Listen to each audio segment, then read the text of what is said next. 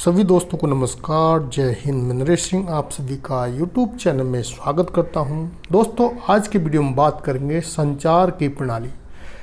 दोस्तों, यह वीडियो उन लोगों के लिए है जो UGC net, slate, PhD, assistant professor या कोई भी आप टीचिंग लाइन का एग्ज़ाम देना चाहते हैं। इसके अलावा दूसरे एग्ज़ाम में भी आजकल कम्युनिकेशन से बहुत ज़्यादा क्वेश्चन आ रहे हैं। दोस्तों, जो भी या कम्युनिकेशन या संचार के बारे में पढ़ना चाहता है उनके लिए, सभी के लिए है। ज़्यादा बात नहीं करते हुए चलते हैं।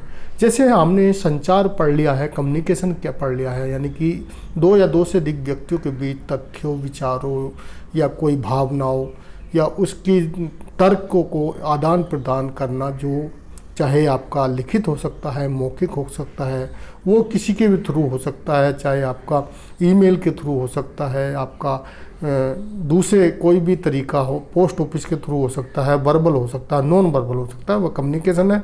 अभी यहाँ पर हम बात करेंगे संचार की प्रणाली, यानी कि संचार की प्रणाली क्या है।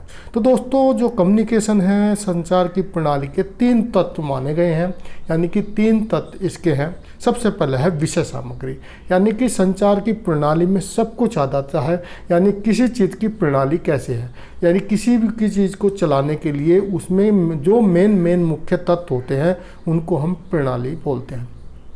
इसी प्रकार संचार को कंप्लीट करने के लिए, एक स्थान से दूसरे स्थान या पूरा करने के लिए उसकी भी एक प्रणाली बनाई गई है। तो जो भी पहले शिक्षाविद हैं उनके अनुसार संचार की प्रणाली के 3 तत्व हैं। एक है विषय सामग्री, दूसरा है संचार की विधियाँ और तीसरा संचार की प्रक्रिया। इन तीनों के थ्रू होके अगर कोई संचार होता है या जो भी संचार में आवश्यकता होती है वह इस प्रणाली पूरी आ जाती है, वो तीनों तत्व के द्वारा। अब चलते हैं दोस्तों, सबसे पहला हमने क्या पढ़ा, विषय सामग्री। तो संचार सामग्री वह होती है जिसका संचार करना होता है, यानी कि जब हमको कोई कम्युनिकेशन करना है, संप्रेषण करना है या किसी से बातचीत करना है, तो उसके लिए कुछ ना कुछ हमारे पास क्या होना चाहिए, सामग्री होना चाहिए।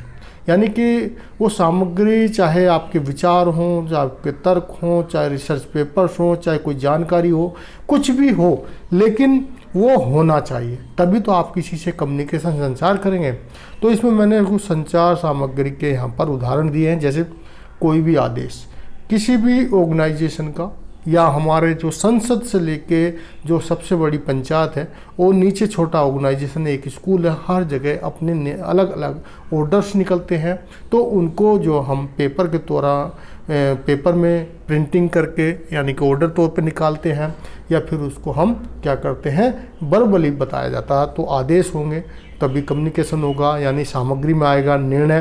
कोई भी निर्णय लिए गए हों, जिस प्रकार अभी लोकसभा चल रही थी उसमें निर्णय लिया गया कि जो आपराधिक प्रक्रिया है उसमें जो अपराधियों को पकड़ने के लिए जैसे बायो का और साथ साथ फिंगरप्रिंट का प्रयोग किया जाएगा। तो यह जो है एक तरह के निर्णय हैं, उनको भी हम संचार के द्वारा, लिखित या मौखिक द्वारा करते हैं। दूसरी सूचनाएं होती हैं, बहुत सारी आंकड़े होते हैं, तथ्य होते हैं, विचार होते हैं, बिजनेस कार्ड लेखन होते हैं, ब्रोशर होते हैं और कैटलॉग। आपको कैटलॉग बता दूं, हर एक कंपनी क्या करती है, जैसे बिजनेस कंपनी है वो अपने एक कैटलॉग बनाती हैं और उसमें उसके बारे में बताती हैं हमको क्या करना है, किस तरह की इस चीज़, यानी कि A to Z जो उनका प्रोडक्ट है उसके क्या क्या क्वालिटी हैं और किस तरह की इसमें चीज़ या आइटम यूज हुए हैं। जैसे मान लिया कोई बड़ी कंपनी है जो कंप्यूटर बनाती है, लैपटॉप बनाती है, तो लैपटॉप भी वो अलग अलग बनाती हैं, कंपनी का नाम होता है, लेकिन उसमें भी बहुत सारे पार्ट्स होते हैं जो अलग, वो पूरा उसमें आ जाता है। फोल्डर्स होते हैं बहुत सारे, उत्पादक पत्रक, विज्ञापन, समाचार पत्र, पत्रिकाएँ, बिलबोर्ड, पोस्टर, साइजेज, आंतरिक बाहरी वेबसाइट, निर्देशक पत्र यानी कि डायरेक्शन पत्र, मैनुअल होते हैं। जैसे कि हर एक डिपार्टमेंट में, ऑर्गेनाइजेशन में उसको चलाने के लिए उसका एक मैनुअल बनाया जाता है।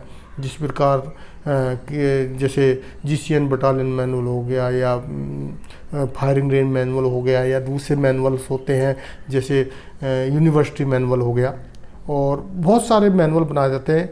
ऑर्डर्स फॉर्म होते हैं और प्रश्नावली, ये सब क्या होती है, संचार के लिए आपकी सामग्री होती है। इससे अलावा बहुत सारे समाचार पत्र हो सकते हैं, पत्रिकाएं हो सकती हैं, मैगजीन्स हो सकती हैं, वो क्या है, ये सब सामग्री है। इनसे क्या संचार हो रहा है। संचार चाहे आपका लिखित में हो रहा हो, चाहे मौखिक हो रहा हो, आप या शाब्दिक अशाब्दिक हो रहा हो, ये सब कुछ आपके विषय सामग्री के अंतर्गत आते हैं। दूसरा, संचार की विधि। संचार में किस विधि का प्रयोग हुआ है। जैसे मान लिया आप जो भी आपको पहले मैंने बताया सामग्री था, क्या आपने वो लिख कर उसको कम्युनिकेशन किया है, बोलकर किया है यानी कि आपने मौखिक सुनकर किया है, हाव भाव यानी कि जो बॉडी लैंग्वेज होती है उसके, या आचरण द्वारा, ये सब जो है विधियां हैं इसकी, कहने मतलब संचार की। पहले तो हमारे पास सामग्री हो गई, फिर उसके बाद जो है संचार की विधियाँ होगी। विधियों में यही आएगा किस विधि के द्वारा आपने उसमें किया है। जैसे लिख कर भी बहुत सारे आ जाएंगे, आपने पत्र लिखा है, ईमेल लिखा है, आपने कोई ऑर्डर छापा है, आपने कहने मतलब बोलकर आपकी ऑडियो हो जाएगी, आपकी पिक्चर हो जाएगी, आपकी बहुत सारे कहने मतलब जो भी अलग अलग साधन है, सुनकर आप सुन किस तरह सुन सकते हो। टीवी के द्वारा सुनना है आपको, ऑडियो के द्वारा सुनना है, किसी विशेष व्यक्ति के द्वारा सुनना है, हाव भाव, ये सब आपकी संचार विधियाँ में आती है। अब संचार की प्रक्रिया, ये बहुत ही बड़ा महत्व वो है संचार के अंदर। दोस्तों, संचार की जो प्रक्रिया होती है, ये प्रक्रिया कहाँ से शुरू होती है, जहाँ से कोई भी सेंडर या कोई भी व्यक्ति है उसके कोई ना कोई संचार के लिए विशेष सामग्री उसके पास कोई भी उपलब्ध हो जाती है, जो हमने फर्स्ट में बात की है। और यह जो लास्ट में वहाँ तक जाता है जहाँ तक किसी व्यक्ति को वह पहुँचाना होता है। तो इसमें संदेश स्रोत से लेकर यानी कि संदेश स्रोत यानी कि कोई भी स्रोत हो सकता है। स्रोत क्या होगा, आपकी संचार की सामग्रियाँ होंगी। तो इसमें जो है दोस्तों ये होंगी जो भी सामग्री है, यानी कोई भी स्रोत है उसके पास, और संदेश पहुंचाने तक की सभी आवश्यक अंग होते हैं। और इसमें क्या है, आवश्यक अंग सभी आ जाते हैं। सेंडर भी आ जाता है, इसमें आपके किस चैनल भी आ जाता है, इसमें रिसीवर भी आ जाता है, इसमें कोडिंग डिकोडिंग सब आ जाती है। तो जैसे इसमें संवाददाता, संवाददाता का मतलब है जो भी भेजने वाला है या जो सेंडर है। संवाद, उसमें संवाद आ गई आपकी सामग्री। सामग्री क्या है, संवाद क्या है, किस बारे में बात हुई है। माध्यम क्या है, आपने किस चैनल के द्वारा उसको भेजा है, ये उसका फिर संवाद आ गया। लास्ट में संवाद का मतलब फिर वही जो डिकोडर है वो आपका संवाद करेगा।